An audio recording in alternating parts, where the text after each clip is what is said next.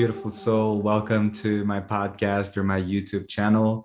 I'm grateful and honored that you chose to listen or watch to my podcast. In this conversation episode, I had the honor to talk to Christine Day. Christine has been internationally renowned as the Pleiadian Ambassador for Earth. She is a spiritual teacher, healer, and a channel. We talked about Christine's spiritual awakening and healing and her first encounter with the Pleiadian ship and how she got to start working with the Pleiadians, and she's been working with them for nearly 30 years now. She's also sharing what the Pleiadians talk about this moment in time energetically for each one of us and the planet Earth. And it was a very deep conversation, but also very light. If you are interested in learning more about the Pleiadians, if you feel a connection with the Pleiadians, I think you will love this conversation. And even if you're not familiar with the Pleiadians or with Christine's work, stay tuned because I think you will enjoy this episode. I hope you enjoy the show. And if you do, please hit the subscribe button, leave a comment or a review, and share this episode with your friends. Enjoy the show.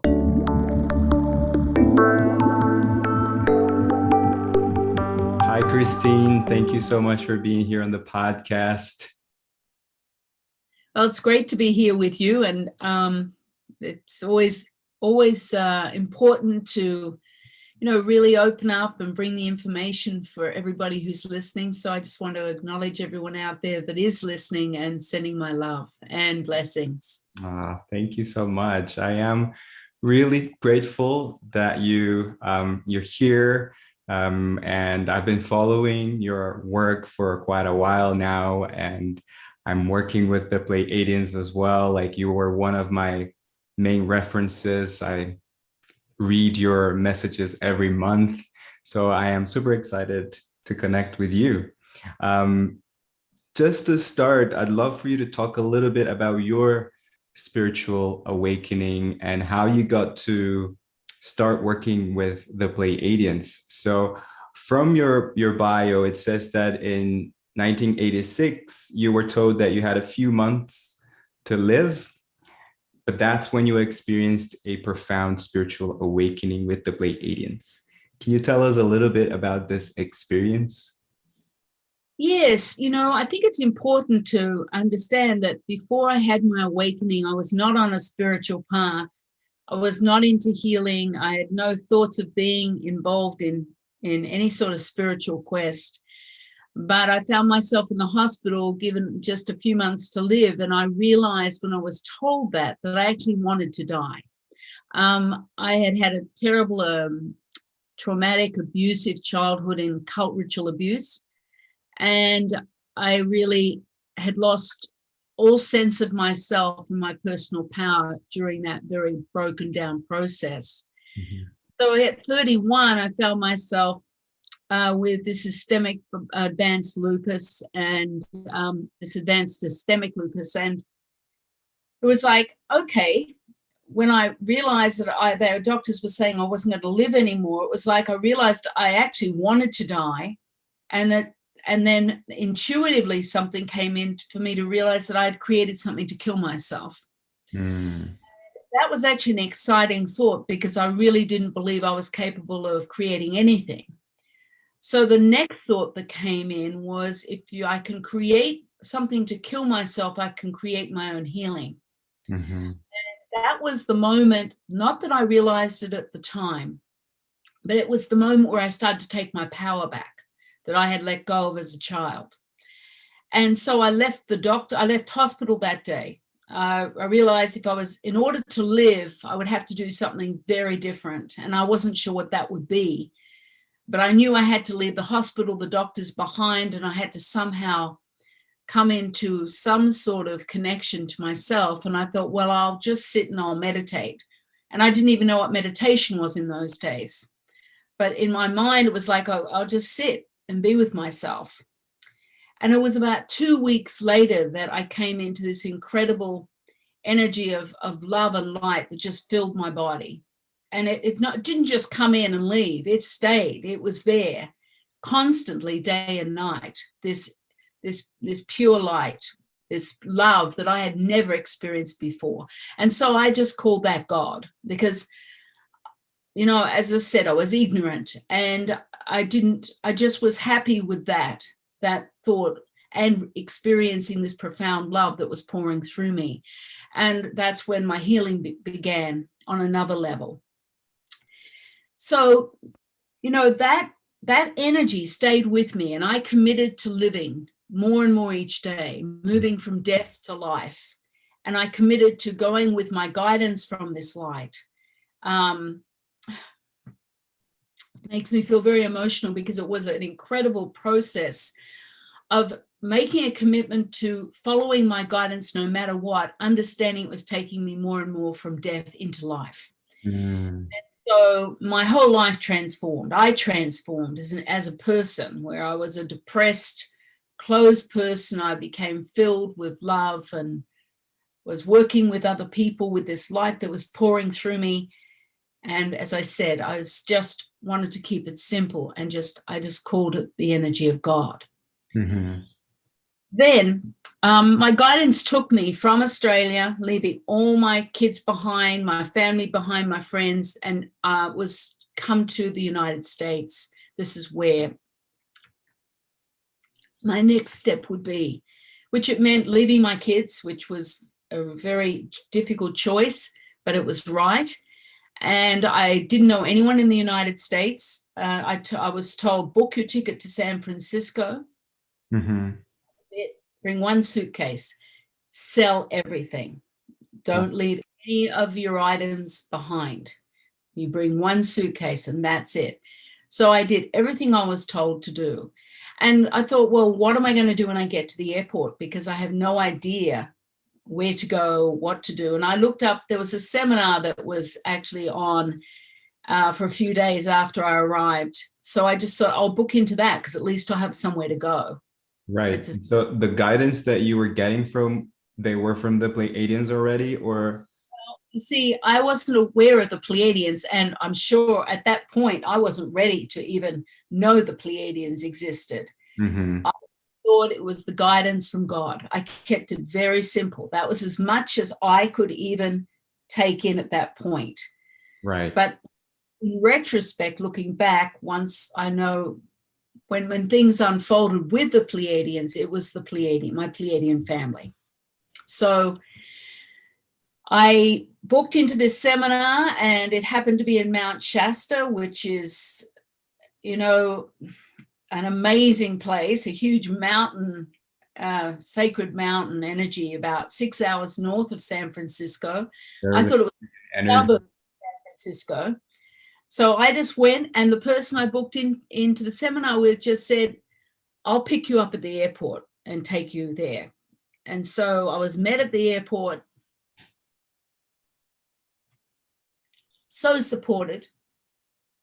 Wow. It was really like jumping off a cliff, leaving a part of me behind, and landing, and then just being held and taken up to Mount Shasta. And it was a profound time. I ended up living there for the first year of my life in the United States, and everything unfolded there. It was a very, very profound time for me of change and transmutation. Again, I still was not connected to the Pleiadians, but I started working with people with this God light that I was carrying. Mm-hmm. And so I was busy working with people, expanding and going through rapid transmutation. And of course, the Pleiadians, that's their base is one of their bases, Mount Shasta. So I was being initiated into this very, very powerful energy that, again, I didn't know what it was. Yeah. My first year in Mount Shasta, I was told I had to leave. I had to leave that day. It was time to leave. So I had to pack everything up, didn't know where I was to go, but I just drove away from Mount Shasta and ended up somewhere probably about 3 or 4 hours from there. Now, it was just a couple of years later that I was walking in nature and turned a corner, and there was the Pleiadian ship, this huge Pleiadian ship in this open meadow with the Pleiadians coming down towards me. And of course, I didn't believe in aliens or spaceships at that time. So it was so extreme, this experience, and I would have run, but they grabbed me telepathically. And they showed me my pre-agreements that I had made before coming here, my Pleiadian aspect, the mission. Wow. Really as a Pleiadian Ambassador, being like a bridge between humanity and the Pleiadians to bring the teachings, the clarity, the light initiations to everybody. And so I don't even remember getting home that day. All I know is I was being filled with this incredible light, and I was looking at myself as Christine, and was my Pleiadian aspect that was kind of, I was more aligned to my Pleiadian aspect than my human part, Christine. And it was a 2-month process of being in bed while I was just totally filled and recalibrated to my Pleiadian energy. And my Pleiadian family were all around me. That's amazing. They never left my side during the whole time. But this was not an easy transition. I had a tremendous amount of resistance because, number one, I didn't want to be a Pleiadian. I didn't want to be connected to the aliens. I wanted to be just connected to God, the way I had really allowed things to unfold after my awakening. And then one day, angels came down. 3 angels came around me, and they said, the Pleiadians are part of the God consciousness state. You know, you and your mission is to bring the teachings out to the world and to allow this transformation and start opening into a state of acceptance of your Pleiadian energy, your Pleiadian light, and your family of origin, which were Pleiadian. So from that moment, I really was able to move into a state of acceptance and just open to the love that existed. And when I finally was able to get out of bed, I had totally transformed. I was in a state of deep knowing, of knowledge, of clarity. My healing gifts I was transformed, and I was carrying this incredible aspect of my Pleiadian light, which is well above what I was as a human being. They 4th, 5th, 6th dimensional unconditional love consciousness. And I embodied all of that over those 2 months. And so I got out of bed and knowing that I had to start working worldwide. And not that I did anything differently, but suddenly just everyone was drawn to my energy. I started getting invitations from all different places around the world. And so since that time, I have been working 9 to 10 months a year internationally, bringing the energy of the Pleiadians, the real clarity of information and understanding to humanity, and working with those light initiations. So it's been an incredible life transformation. It continues to unfold. And my commitment is just to continue holding that energetic platform of real truth. And the Pleiadians bring self-empowerment to humanity. Yeah. So this has really been my total focus, now for nearly 30 years. And it's been a great gift and an honor to continue to unfold and to continue to do this work as it continues to change dramatically and become very, very fluid as it, with the embodiment of the light. So that's kind of my story. That's such a powerful and inspiring story. Thank you so much for sharing. I'm sure the listeners and the viewers will get a lot from your story. There are so many things that I wanted to touch on. I think the first thing that hit me was what you said about being able to create everything, including our healing. That's really powerful, that we have that power, right, to create. And I think that's been a great advantage for me, coming from that place of having advanced systemic lupus and witnessing my own self-healing. because that's enabled me then to work with a lot of people in the world through my direct experience of understanding what it is to bring yourself to that place of wanting to die and creating that experience of that illness, and then shifting that around. And I think it's really important for people to understand that we do create our own experiences. We're never a victim, ever a victim at all. And in that is self-empowerment, that we can each choose to take different steps and make changes to our lives the way we want to. It's not just possible, it's part of who we are in the extension of the sacred that we are. Yeah. And what would you say is the first step towards that healing, in terms of that shift in perception of I can create the same way that I created whatever it is, that disease, I can also create? Where would you say is the first step? Is it the mind, heart? The first step is that you have to take responsibility for your creation. Mm-hmm. And it's a hard thing for the human ego mind to come to, because we love being a victim and we love the drama, where really the human being is very addicted to the drama. But when you choose to say, okay, this is my creation and now I need to learn and grow from it, and I take full responsibility for what I have created, and until you do, then you can't change it and start to create your healing. So it's about exploring inside yourself. You know, even if you can get to, well, I have an open mind about it.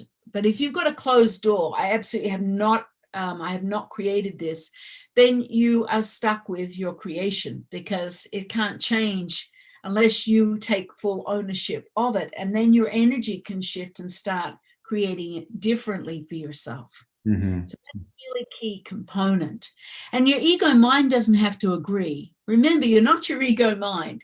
Your ego mind is a part of yourself. And then there's this sacred component, your own multidimensionality, your creation energy, your heart's desire.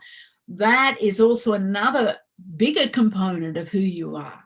So that it's about saying, okay, the ego mind will never accept that I have this power, because it sees you as small, insignificant, keeps you in sabotaging cycles of doing the same thing over and over again.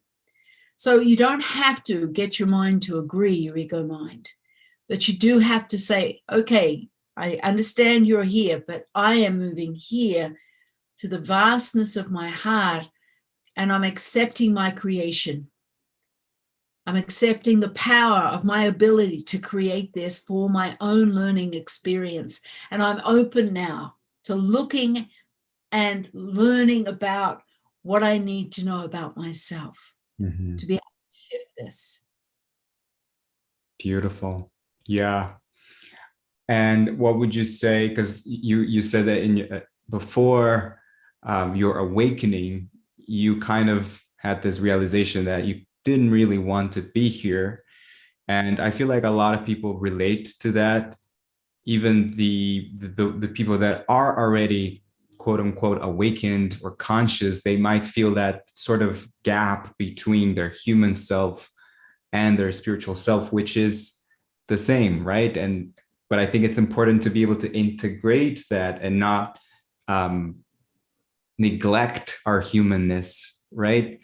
There's absolutely no way that you can evolve spiritually without doing your work with your humanity. We've come here to have a human experience, and we've come here to reconnect to the sacred that we are. That is our mission, self-resurrection. And so it involves getting to know your humanity and accepting the imperfection of your human self. We're perfectly imperfect as a human being. And it's about learning to love your imperfection, not striving to try and do it all perfectly and right, because that's the ego mind, but accepting, self-acceptance of your imperfection and understanding you're never, ever going to do it perfectly. The Pleiadians say the biggest illusion that has kept people from their enlightenment process is the belief that they have to become perfect in order to become enlightened. And as a human being, that's not possible. the Pleiadians say instead it's about accepting your imperfection. And that self-acceptance of your idiosyncrasies, your imperfections, learning to love your rage, your, the hate, all those really intense energies we don't want to think that we are. Well, there are feelings that don't define us. They're just feelings.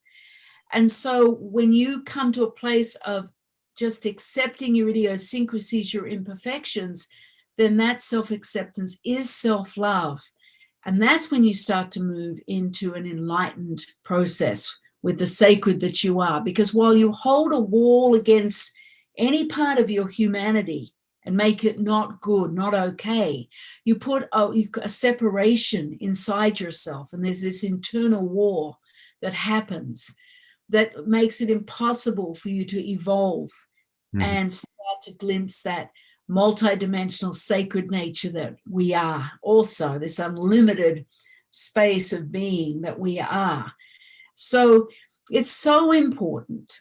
It's essential. And that was my biggest learning process, I think, because when I came into my Pleiadian aspect, but I was still grappling with my human elements, especially the parts of me that were in that cult and was tortured and sexually abused from 2 to 13. So it was a lot of years of abuse.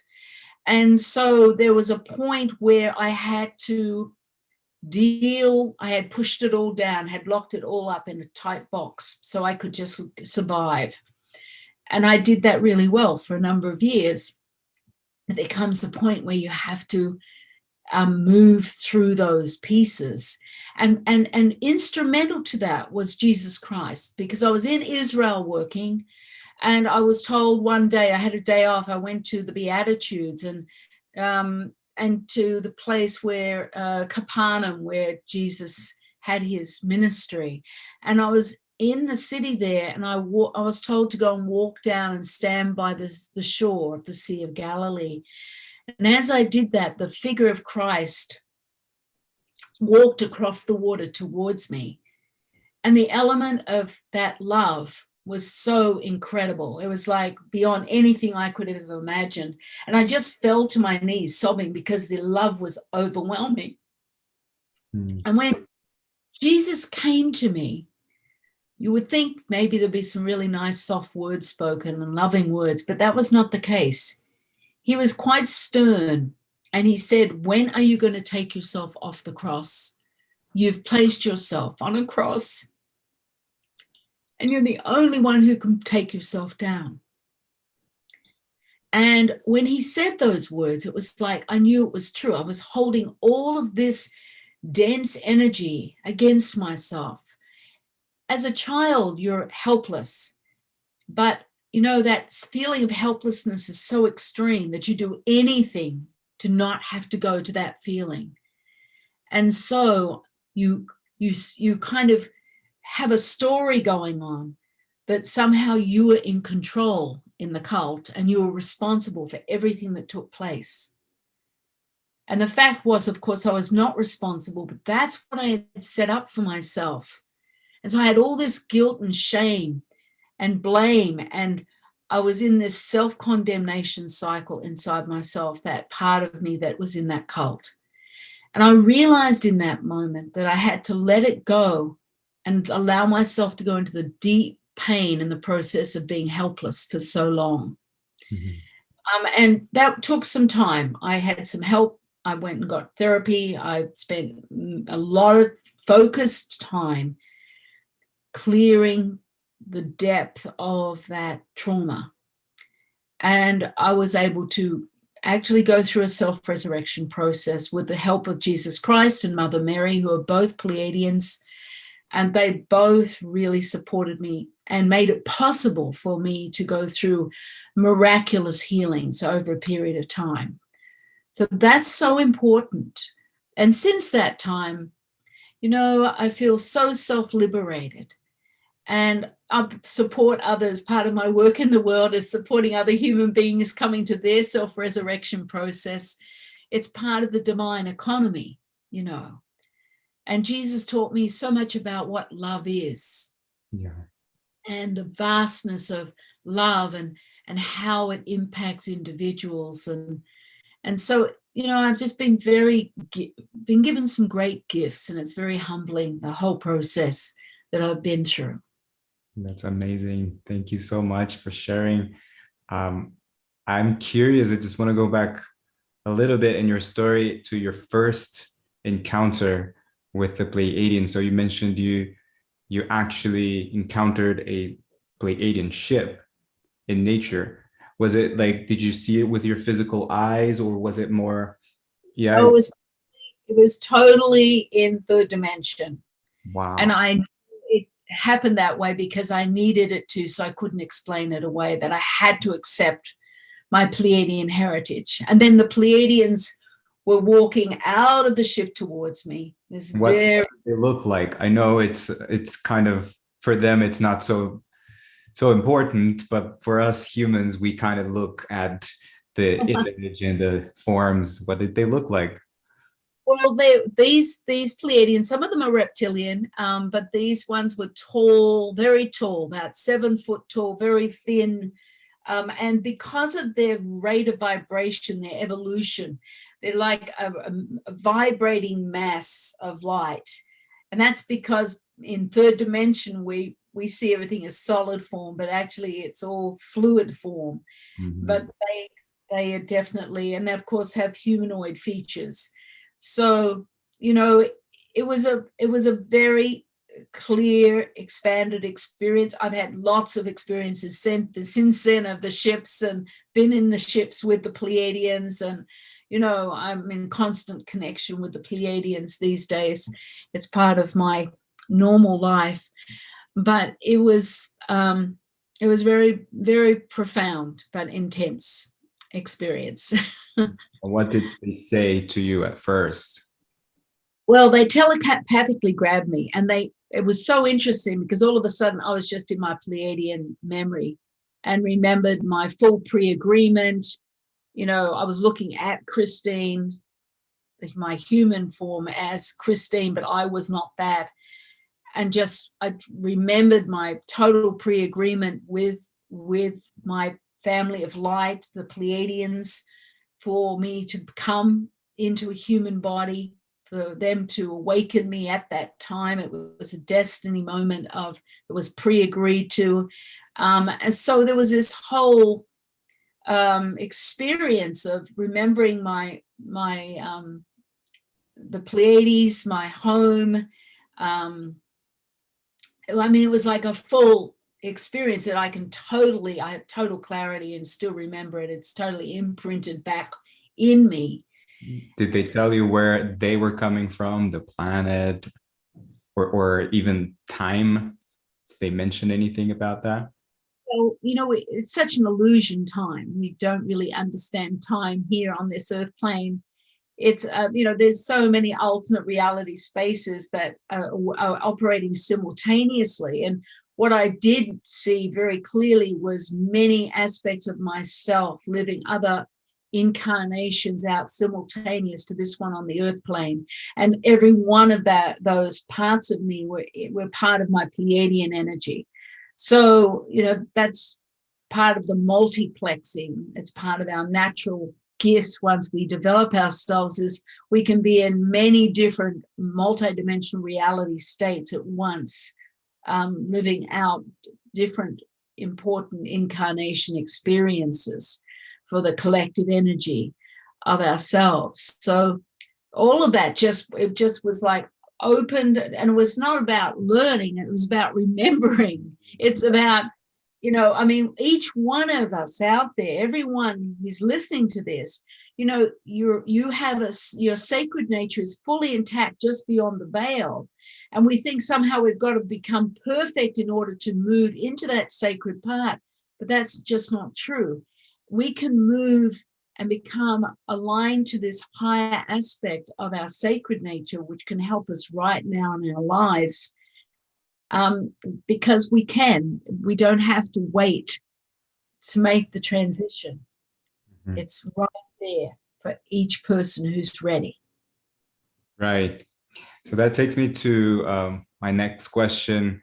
In this month's Pleiadian message, They were saying that right now there is an electrical shift that's activating the magnetic core of Earth, forming a series of new vortexes throughout the planet.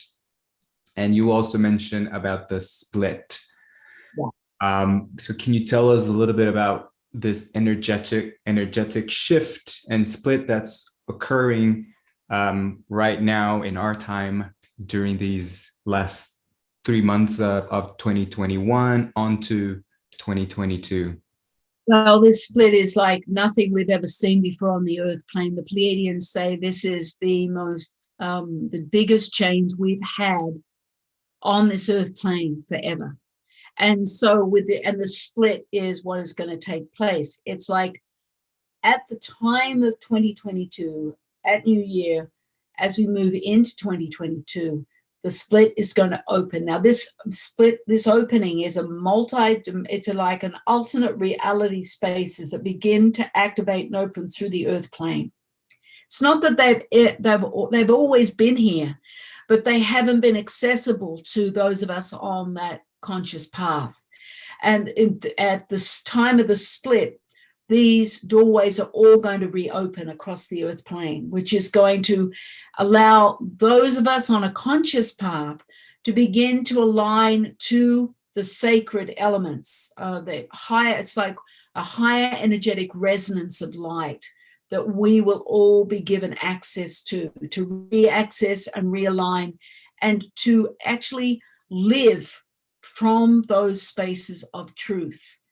The magnetic core is also it's got this pulsing energy that's going out, that's radiating through the planet and building each day in readiness for the split. It's not only radiating through the planet, but it's radiating through the cells of our hearts and through our divine access point at the base of the throat, so that we're going through a transmutation process so that we can align and flow with the essence of these higher energetic resonance patterns that will open at the time of the split. Mm-hmm. So it's a huge shift, and the pulsing through the magnetic core is in alignment with the rest of our resonant universe. For the very first time, planet Earth is resonating, has the same frequency as our resonant universe. Yeah. So there's that's the God consciousness state. So planet Earth is starting to embody that God consciousness state. So it's a huge change that's coming, but it's a huge change right now. It's creating a tremendous amount of recalibration through our cells, through our systems, through the energetic field. It's like we're all being realigned back to enter these higher resonance energetic or alternate reality states. So it's a big change. So does this mean that planet Earth is already a 5D planet? Is this part of the ascension? Part of Earth, planet Earth is becoming radiating out and anchoring the fourth, fifth dimensional energetics. Those of us who are awake, and the awakening comes from the heart cells. The heart cells have to be carrying that frequency, that energy, to be able to fully engage in those alternate reality spaces of light. And so we'll be going through a rapid transmutation process, and daily the energy is building on the planet in readiness for this. Mm-hmm. Yes, and they're very big on the heart, right? The Pleiadians. It's the only way. It's the only place where you can receive communion, telepathic communion. This is our multidimensional tool of the sacred that we are. So this is your only way, your only avenue back. That's where the creation energy is. If you want to recreate something, this is where you access it. So the heart cells are everything. And that's that whole chest area going, of course, well beyond the physical body. Mm-hmm. So this is where we sort of expand our container. As you speak, I'm imagining, a container being expanded so that we can receive that light, right? And the Pleiadians say that light is information. What can we do towards the end of this year, in the beginning of the next year, to expand that container to receive more of that assistance that's coming towards us? Well, in the last article I just wrote is a process to work within your heart to be able to fully engage with this energy of the split and prepare your heart cells. And that will be out in the beginning of December on our newsletter. And it's also going to be in other magazines, and it's also going right through Asia, all that information. There's also my podcasts and the broadcast. We have a free broadcast that's going to be active on our website from the 1st of December. That will be a transmission of light in our Galactic Receiving Station with all our crystals. That will ready people. So the energy is going out there to support individuals to prepare themselves, because it is necessary to prepare yourself for this. Beautiful. So I will put the links in the description so that people can connect with you on your website.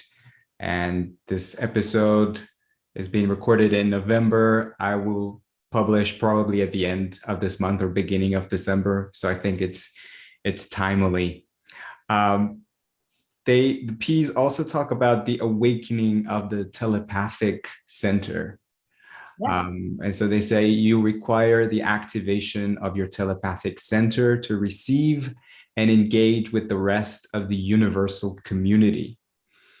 And I love that, because from my personal experience, about 5-6 years ago, when I had my spiritual awakening, I started meditating. I was very visual, so I was more of a clairvoyant. But over the last couple of years, and I would say even this past year, my telepathic center and ability has developed a lot. So I'd like to know from you and from the Pleiadians, how can we start developing this telepathic communication? The telepathic communication activates naturally as you work through your heart. Because that you access your higher self energies through the heart, through your multidimensional tool. And as you engage with that, it switches on. It's like flipping a light switch, just turn the lights back on, because everything's ready to go. It's not like you have to learn anything. It's just remembering. Everything's about reconnection, remembering. There's nothing new here. So that as you work through your heart cells and expand that alignment to your higher self through your multidimensional heart, then the light switch gets turned back on in the telepathic center, through the pineal, works through the brain synapses, through the brain cells, down through the spinal column, right through the sacrum area, through the crown. Your whole energetic like the energetic field, that energetic arena of yourself is just being switched on every time you choose to align into your heart. Mm-hmm. So it's important to witness, and there's so much chaotic drama out there on a third dimensional level in our lives. You've got to shut out to that, because that's just the illusion. It's like just fluff going all around. It has nothing to do with who we are here.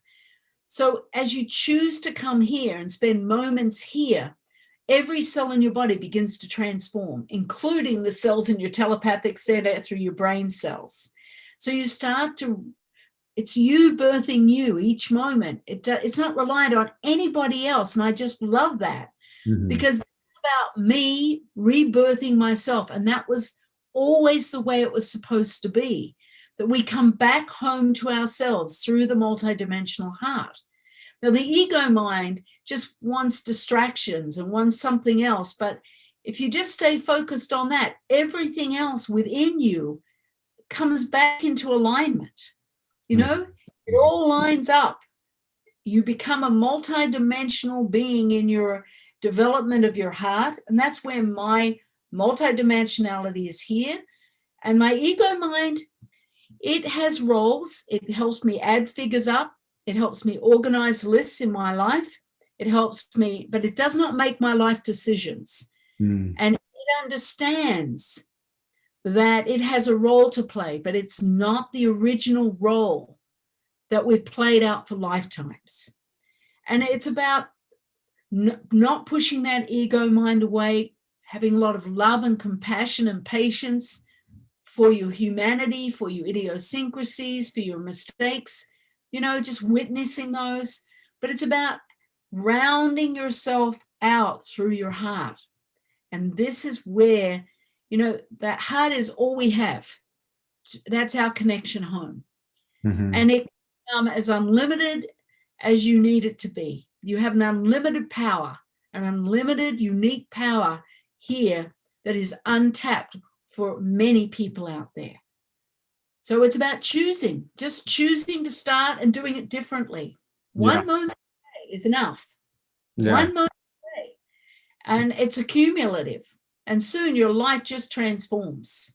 Yeah. And I love that you're saying this. It's one moment a day. It's like, it's not as complex or as difficult as many people might think. And I second everything you said, because I've had so much guidance to connect with the heart. It was always the heart. And that's how my telepathic center started being more and more activated. And so you get to choose. And so there are people who say, okay, I'm going to do it, but I'm going to do it all the time. No, you can't do it all the time. You won't. You'll fail because your ego mind, you have your humanity perfectly imperfect. Take 5 minutes just to be here at your heart. Start your day that way. And then during the day, if you feel like it, put your hand here and take a breath, a conscious breath, and just let go into this space. And just start to build, create building blocks for yourself. A moment here, a moment there. And pretty soon you spend more time here than you do up here. No, it's very simple. And it always has been. There is no mystery here. The mystery has gone. But it's, will you choose yourself? Will you choose to come home? Yeah. And so it's up to each individual. And for anyone listening who's on this journey, and I know I speak for myself too, there is the trust aspect that sometimes, obviously, it's the ego wanting us to believe that it's not happening. What would you say to us that are awakening this telepathic center, but we're not sure if we're actually hearing voices or whose voice it is? What would you say? Very simple process.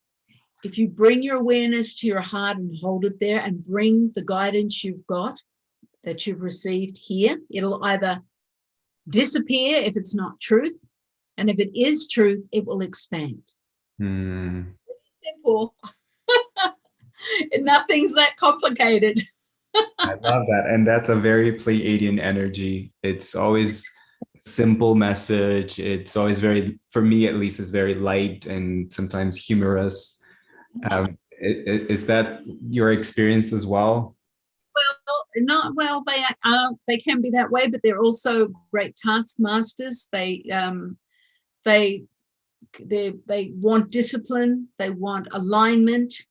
They're very specific about words matter as far as the energy, the correct energy of the words. So I've been taught a lot by them over the years. They've tremendous guidance, but tremendous alignments, and how important integrity, alignments, truth is. And they're immovable from those pieces of integrity. And so I have absolutely embodied that energy over the years, and I'm very grateful for it, because it brings me, the discipline in my life brings me a lot of joy. And through discipline, you move into peace and joy. So they don't accept anything loose, anything flimsy. They want dedication, commitment, if you're working with them and bringing in their information and their teachings. And then they also honor every human experience, and people need to come in when they're ready. So they're committed to us, but they're not attached to how we choose to come in or not, because that's our divine right, our free will. Mm-hmm. And they honor that above everything else. So I love the way they work. I love the way they are in my life, and how my life's totally transformed, and I've transformed. And I have a lot of gratitude for that, and continues to leave me humbled as I continue to unfold.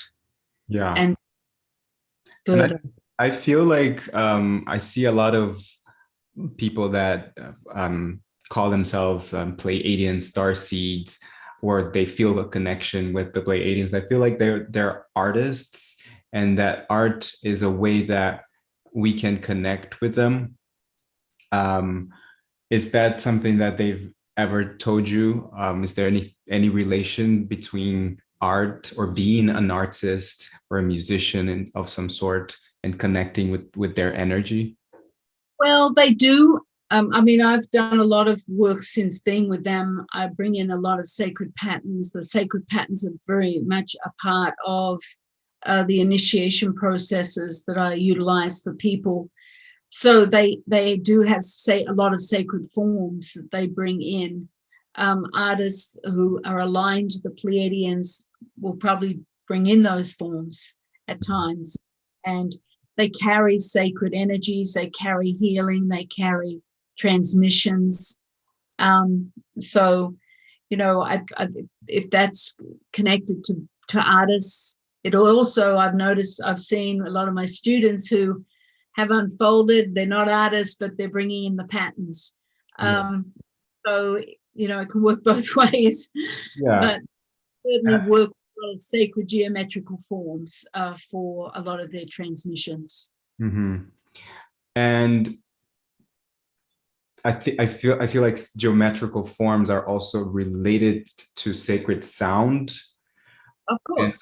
And I know you do your work with the sacred words. You call it the language of light, right? Can you tell us a little bit about that connection, sacred geometry, sound, language? Well, since, you know, the Pleiadians work through, I mean, they've been responsible for all the pyramids in Egypt and all the sacred energies and the stargates that exist there, and the stargates that exist all through the planet.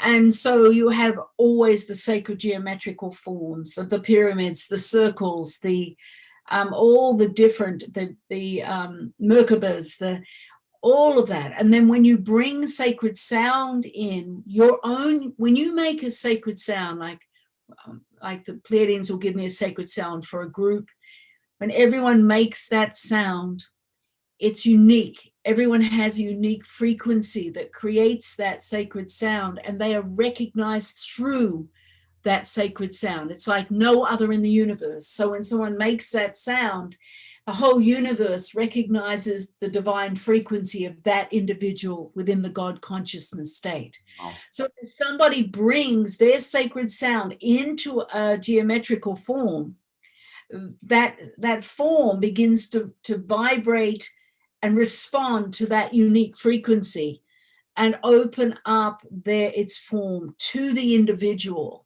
for initiation and unfolding. So they're being returned, realigned to aspects of their higher self energy. It starts to transform the heart cells.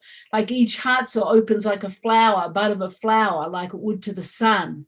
So the sacred sound, when you bring it into your heart cells, the heart cells begin to embody a part of your higher self, your multidimensionality. Mm-hmm. So they're awakeners. And when so the sacred sounds in the geometrical forms create those individual initiations and awakenings. Yeah, that's a really great explanation. Because I feel a lot of us sometimes when we speak, when we sound those words that we don't know what they mean, we might still be in our minds trying to understand, figure it out, rationalize things, but it's more about the frequency, right? The vibration that That's right. And it's beyond human language. It speaks to the soul essence of the individual and starts to bring the higher self forward. So when you bring those sounds in, you don't want to be here. You want to be here so that you're actively placing it in the heart cells, in your multidimensional center. And from there, then you start to expand out and start to align to that higher self energy, your enlightenment self. Because that's where it comes from. And that's where you get a knowing, knowledge, clarity.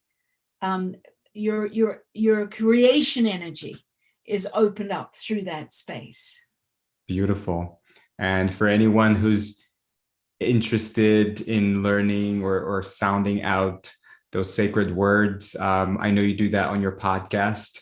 Am I right? On the podcast, on the broadcasts, we have that those light initiation journeys. We're inside the huge vortex of our Galactic Receiving Station. Yeah, you start to work with that and you'll start to feel it. It's like just close your eyes and bring your sound into the heart and let yourself, your awareness go into the expression of the experience. It's like reclaiming yourself. If you let your awareness open through the space it's unfolding with that sound, and just take a conscious breath, which is a breath in the mouth and out the mouth.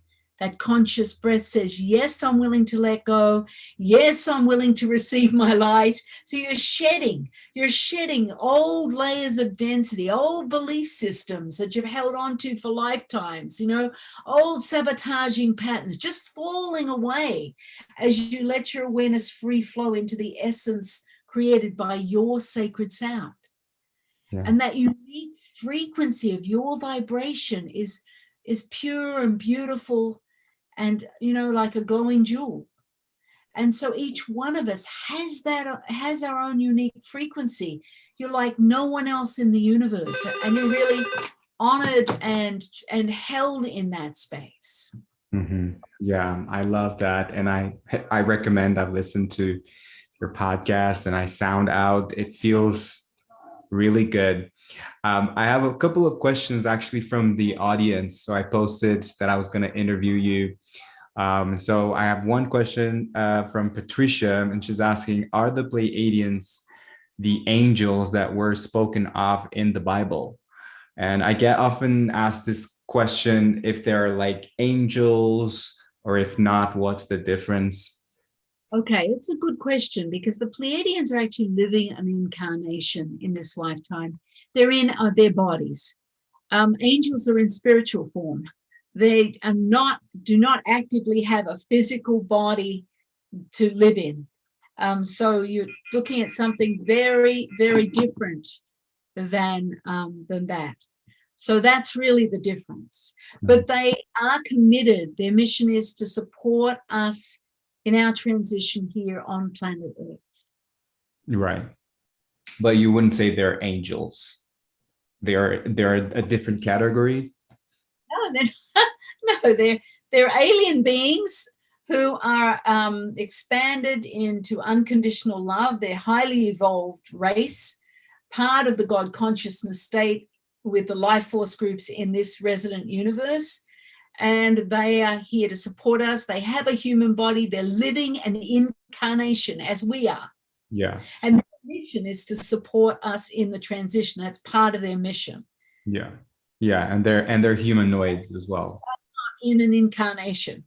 Yeah. It's just that I feel that people that are not familiar, they might have that idea they are either angels or gray aliens.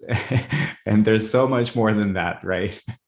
Well, they are so much more than that, and they carry the unconditional love. They are part of the God consciousness state in the higher realms that we are not evolved into in this planet yet.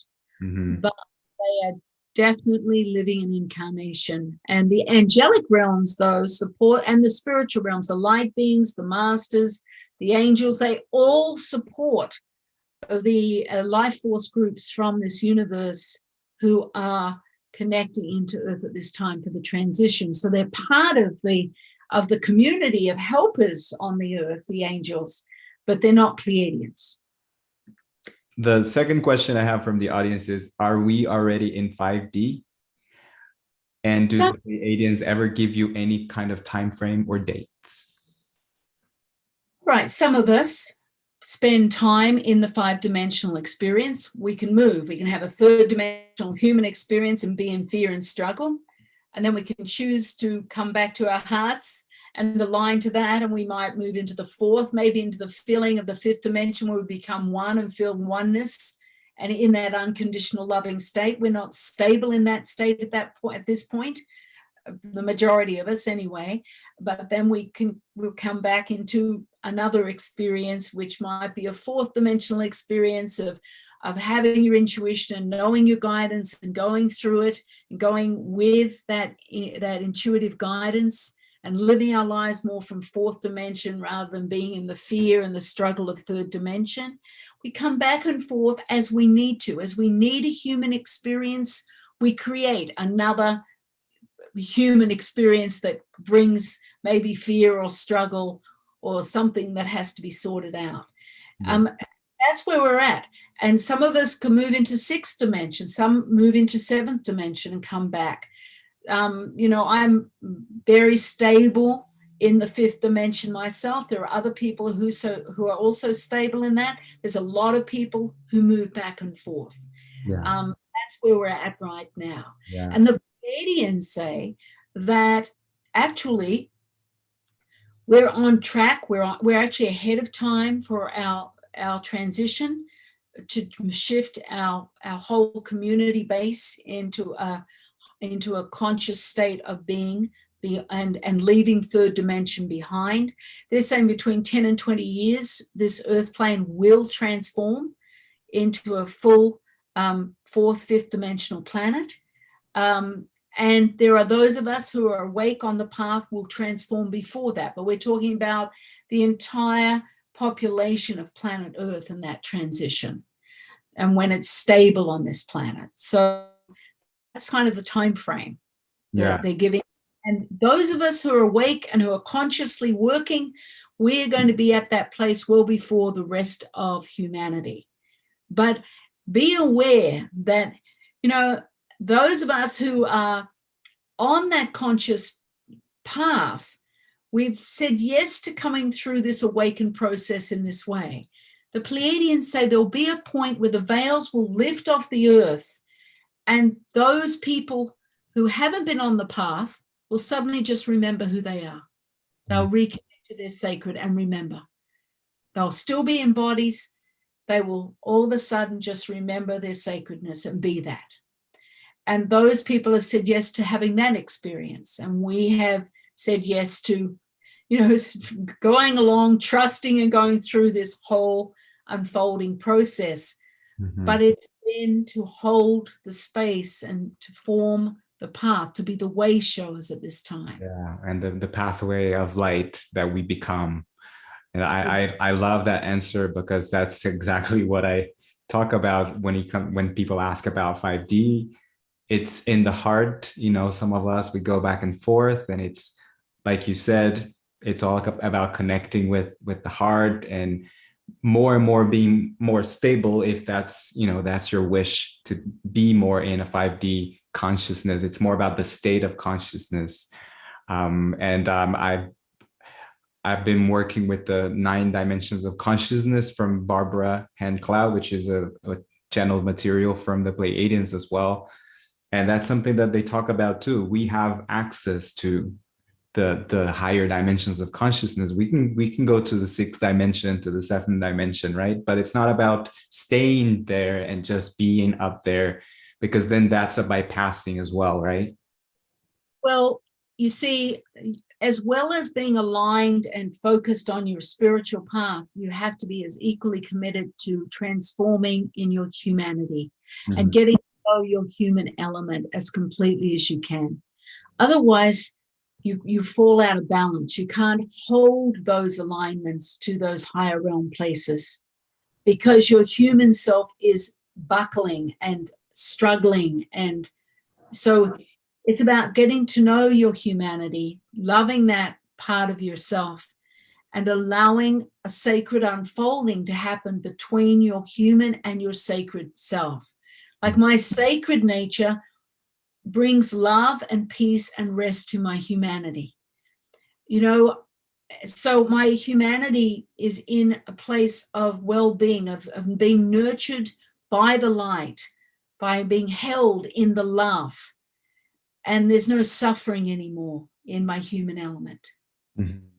And so that I have a perfect balance going on. So it allows me to do my work, to be in those higher realms, to work within the galactic communities, to work with the Galactic Council, to work with all the spiritual realms, to work with Christ, Mother Mary, the Buddha energy, all the masters. Mm-hmm. And so I'm just part of a collective consciousness now these days, because I've been able to get that balance within my human self and my sacred self. And then the sky's the limit. You can be and do whatever you need to do. Yeah. So it's integration, but also grounding. What do you do for grounding? So I don't believe in grounding at all. I think that's an old concept. You see, our body has a crystalline structure. And that crystalline structure anchored on 11:11. At 12:12, it was switched on. That was for every human being on this earth plane. And all the babies that are born are being born with a full crystalline structure in preparation for the shift.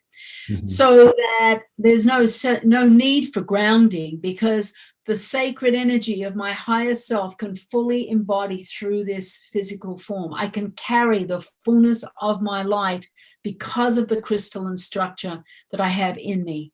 Mm-hmm. I don't know my physical body anymore. I'm just a fluid state, but you get used to being in the world that way, and it's very easy to navigate your way into this. The ego mind wants you to ground. It wants you to come back to it. But the fact is, we need to reorientate to the fluidity. That's fifth dimension, is total fluidity.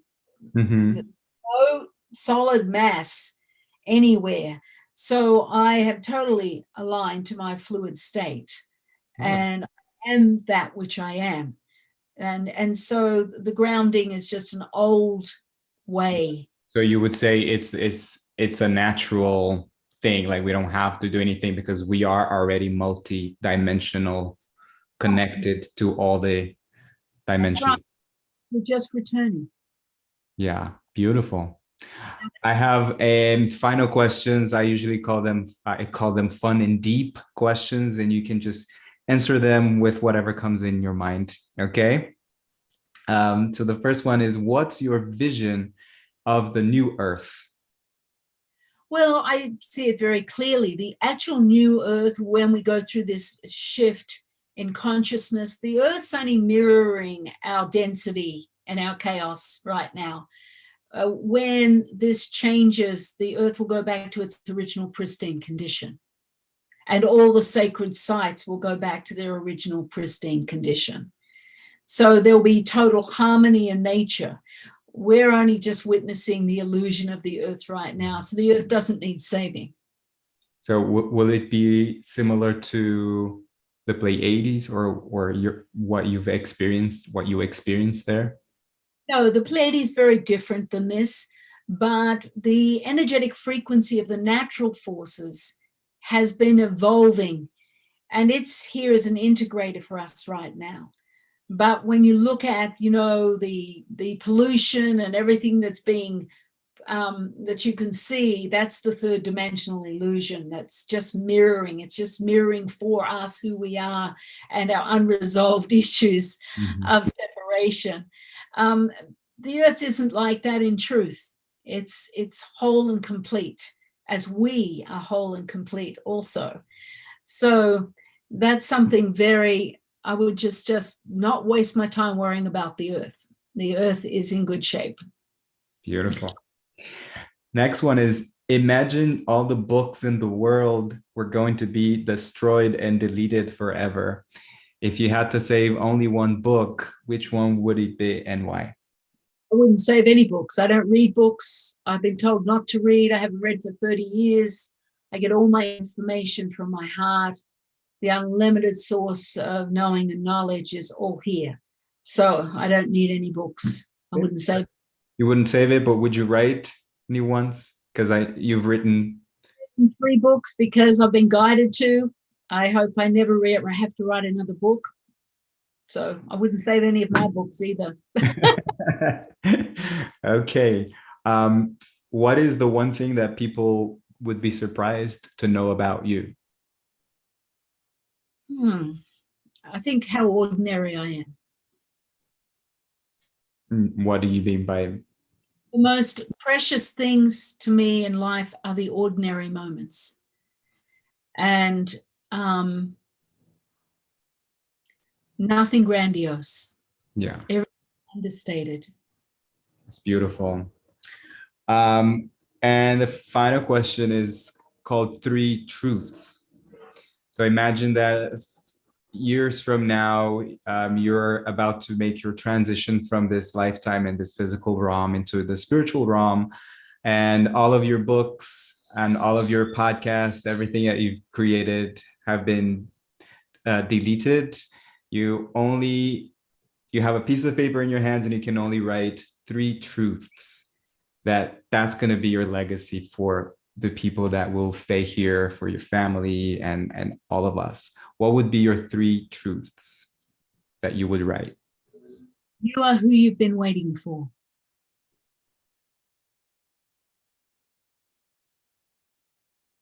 I am. Mm-hmm.